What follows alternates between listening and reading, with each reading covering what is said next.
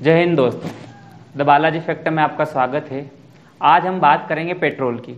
दोस्तों, दुनिया में पेट्रोल इतना सस्ता है, उसके बाद भी भारत में पेट्रोल इतना महंगा क्यों?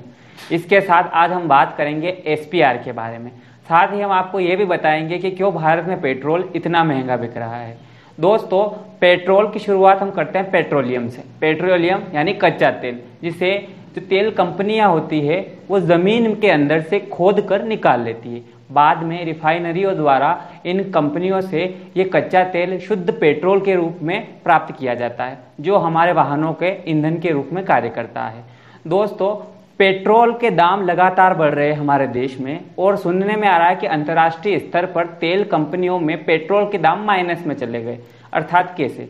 हाल ही में लॉकडाउन के कारण पूरी दुनिया बंद थी। ऐसी स्थिति में कोई भी ईंधन युक्त वाहन का चलना, कार्य करना सब प्रतिबंध था। ऐसी स्थिति में तेल का उत्पादन तो हो रहा था, परंतु तेल का निर्यात नहीं हो रहा था।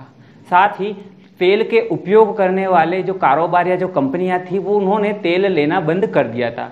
ऐसी स्थिति में तेल कंपनियों के दाम या फिर कच्चे तेल के दाम जीरो तक चले गए, और जीरो से फिर ये माइनस में चले गए। माइनस में कैसे? यदि किसी वस्तु का दाम शून्य हो तो वह वस्तु हमें निःशुल्क अर्थात फ्री में मिलती है, परंतु यदि किसी वस्तु का दाम माइनस में चला जाए, नीचे चला जाए, तो इसका अर्थ होता है कि वह वस्तु रखने के लिए दुकानदार हमें और पैसे भी देता है और वस्तु भी देता है। कुछ ऐसा ही हो रहा था कच्चे तेल की कंपनियों के साथ। उनके पास जो स्टॉक थे वो पूरे हो चुके थे, और उनके पास जो तेल का उत्पादन था वो होता जा रहा था। वो उन्हें जो है उस तेल को रखने के लिए दूसरी कंपनियों को ऊपर से पैसे भी दे रही थी। ऐसा क्यों? अब आप लोग सोच रहे होंगे कि भैया इतना उत्पादन हो रहा है और उपयोग बिल्कुल भी नहीं हो रहा है, तो तेल का उत्पादन बंद कर देना चाहिए। नहीं, तेल कंपनियां तेल के कुओं को बंद नहीं कर सकती है। कारण यह है कि यदि वो एक बार तेल के कुओं को बंद कर दे, तो जब दूसरी बार तेल के कुओं को खोले तब उनमें इतना खर्चा आता है जिसके मुकाबले ये नुकसान कुछ भी नहीं है।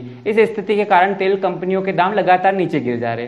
तेल के दाम या कच्चे तेल के दाम माइनस में थे, उसके बाद भी भारत के लोगों को इसका बिल्कुल भी फायदा नहीं हुआ। आज भी हमारे देश में पेट्रोल के दाम लगातार अपने सबसे ऊंचे स्तर पर बने हुए। इसका क्या कारण है? इसके कुछ मुख्य कारण हैं जिनको हम बताएंगे।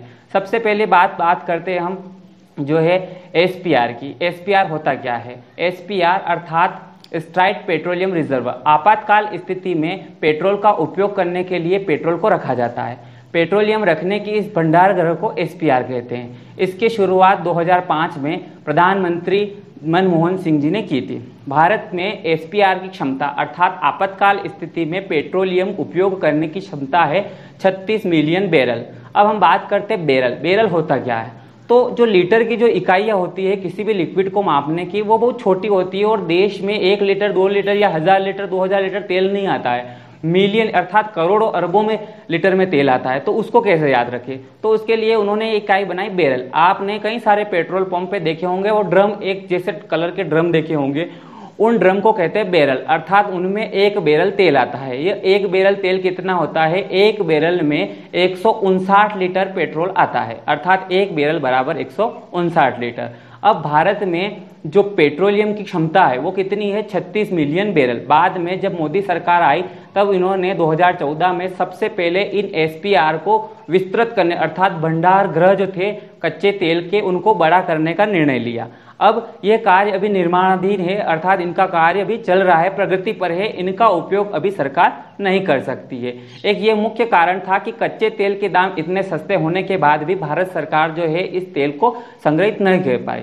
उसके बाद हम देखते हैं दुनिया भर में जो है पेट्रोल कौन सा देश कितना यूज करता है और उनकी स्टोरेज क्षमता क्या है। सबसे पहले हम बात करते हैं अमेरिका की।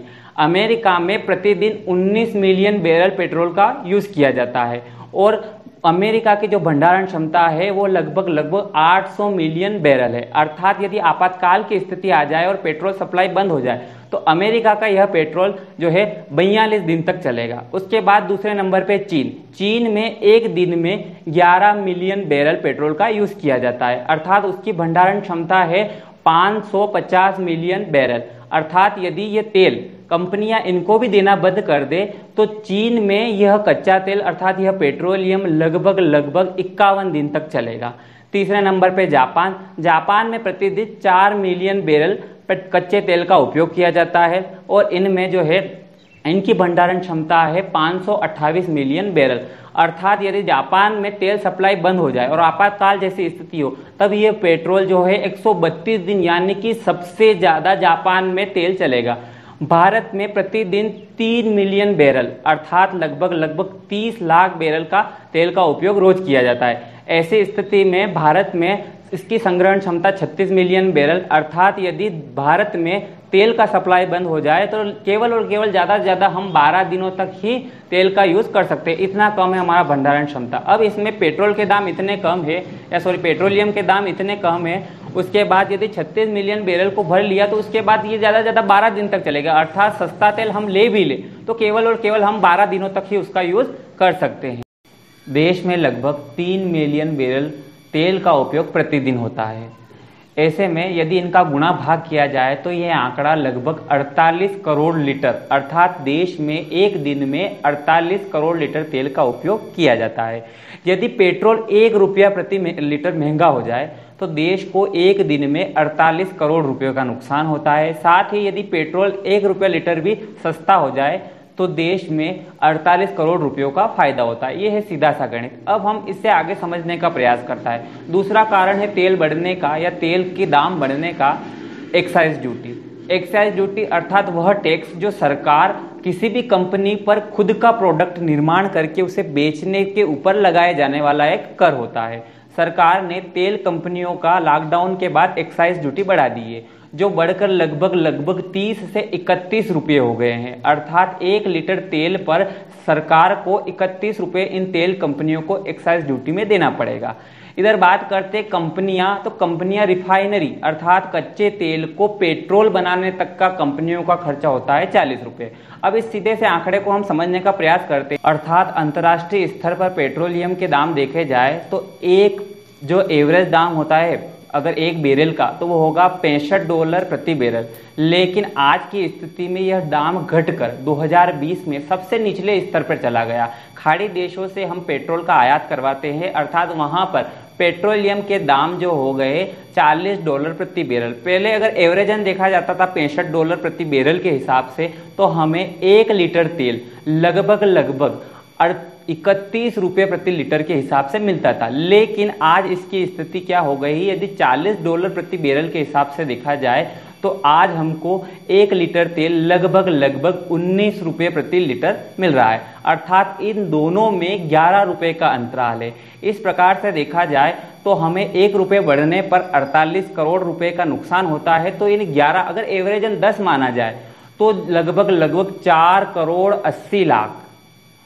4 अरब 80 करोड़ रुपए का हमें नुकसान हुआ है। क्यों? क्योंकि 10 रुपये यदि सस्ते हुए तो हमें लगभग एक दिन का कितना फायदा हो जाता, 4 अरब 80 करोड़ रुपए। इस प्रकार से यदि हमारी स्टोरेज क्षमता ज़्यादा होती तो हमें खरबों का फायदा होता और ये इतना पैसा होता है कि इससे हम कई सारे जो है मिलिट्रीज या कई सारी हम सेनाओं को बढ़ा सकते थे, कई सारे युद्धपोत खरीद सकते थे, या फिर कोरोना काल में हम मजदूर, किसान और कई सारे उद्योगों को पैसे बहुत सारे दान भी दे सकते थे। तो इस प्रकार जो है देश को खरबों का नुकसान हुआ। अब हम पेट्रोल के दामों को समझने का गणित प्रयास करेंगे। कैसे? सबसे पहले हम बात करते हैं 2020 में पेट्रोल के दाम $40 प्रति बैरल हो गया। इस हिसाब से जो है तेल कंपनियों को कच्चा तेल 19 रुपये प्रति लीटर के हिसाब से मिल रहा है। उसके बाद 40 रुपये इन कच्चे तेल को शुद्ध तेल अर्थात रिफाइन करके जो पेट्रोल बनाया जाता है उसके लिए इनको 40 रुपयों का खर्च आता है। फिर 30 रुपये अर्थात सरकार को एक्साइज ड्यूटी और सारे टैक्स मिलाकर 30 रुपये में इनके दाम जुड़ जाते हैं। तो कुल मिलाकर इनके दाम लगभग 90 रुपये तय हो जाते हैं। इस हिसाब से पेट्रोल के दाम जो है, जो कि अभी वर्तमान में जो दाम है उससे मिल जाते हैं। धन्यवाद दोस्तों। इसी प्रकार की वीडियो को देखने के लिए बने रहिए हमारे साथ द बालाजी।